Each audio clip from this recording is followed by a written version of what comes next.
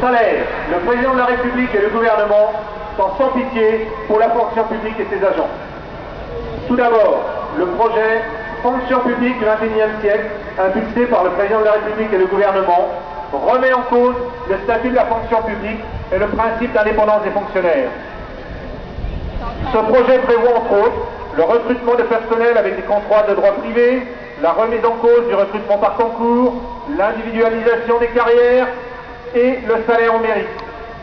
Pour les organisations syndicales, FSU, CGT, FO, CFDT et Solidaires de la fonction publique des Ardennes, ce projet est inacceptable. En effet, le statut n'est pas un privilège, mais un ensemble de droits et d'obligations qui s'imposent à tous les agents. Il garantit l'égalité d'accès à l'emploi public pour tous les citoyens sur l'ensemble du territoire dans le respect des règles de continuité du service public, d'impartialité et de neutralité politique.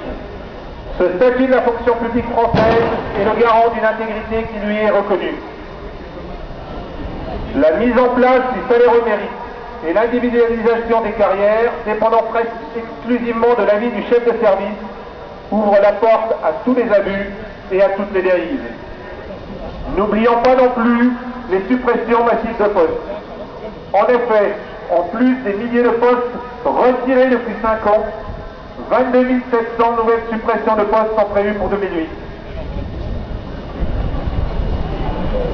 Cette politique du gouvernement met en danger l'ensemble des services publics, ce qui aura pour conséquence d'aggraver considérablement les inégalités sociales.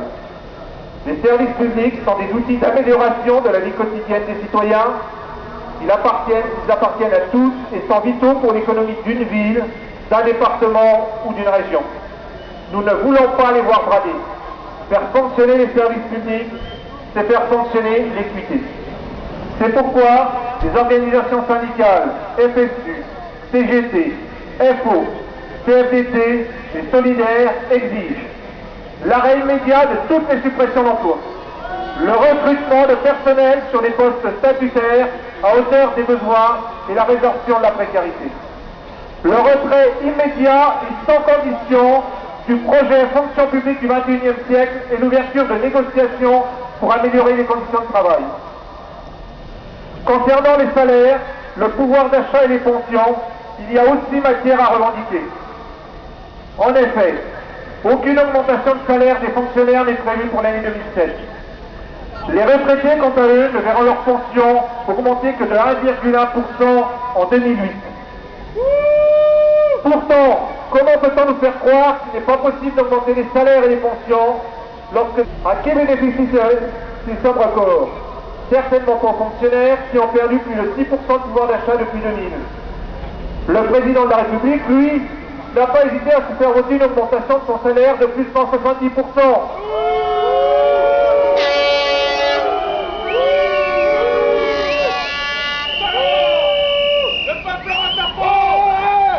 La justice sociale et l'équité se résumeraient-elles donc à une hausse du salaire du président et à un blocage de celui des fonctionnaires? Le président de la République a-t-il été élu pour servir ou pour se servir? Au regard des allègements d'impôts et cadeaux fiscaux pour les tranches les plus riches de la population, le paquet fiscal de 15 milliards d'euros notamment, la mise à l'index de la fonction publique, qui constituerait une charge trop coûteuse pour l'économie de notre pays et qui porterait la responsabilité de l'endettement de la France dans l'intérêt de nos enfants, est une véritable provocation. Mes chers camarades, la dette de l'État ne doit pas nous faire culpabiliser. C'est bien le gouvernement et sa politique économique qui compromettent l'avenir de nos enfants. Les organisations syndicales, FSU, CGT, FO, CFDT et Solidaires exigent l'ouverture immédiate de négociations salariales portant sur une augmentation de 1,8% du point d'indice au titre de 2007 afin de garantir le maintien du pouvoir d'achat pour cette même année. Le rattrapage sur les pertes intervenues depuis 2000, 6%. Une refonte globale de la grille indiciaire. La réindexation des pensions sur les salaires. Le maintien du code des pensions. Mes chers camarades, cette journée de mobilisation ne doit pas être une fin en soi. Au contraire, elle doit servir de tremplin pour d'autres mobilisations encore plus fortes. C'est la condition pour la satisfaction des revendications. C'est pourquoi dès demain, dans chaque administration, débattons avec l'ensemble des agents pour décider de nouvelles actions, et cela dans l'unité. Donc maintenant, le cortège va se diriger en direction de la préfecture où une motion sera remise à Madame la préfète. Ils seront reçus donc vers 15h30. Auparavant, il va y avoir une intervention donc des cheminots. Leur soutien fraternel aux fonctionnaires qui font face aux attaques du gouvernement contre l'intégrité du service public.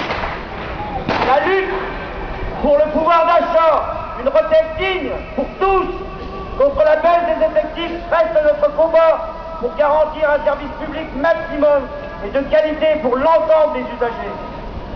Malgré la désinformation qui tend à diviser les Français pour les opposer aux uns aux autres, les manœuvres visant à casser le front uni des salariés ont échoué. L'intersyndicale tient bon. C'est tous ensemble qu'il faut nous opposer au dictat gouvernemental. Non à la casse du service public. Non à la baisse des effectifs. Oui à des retraites et des salaires décents.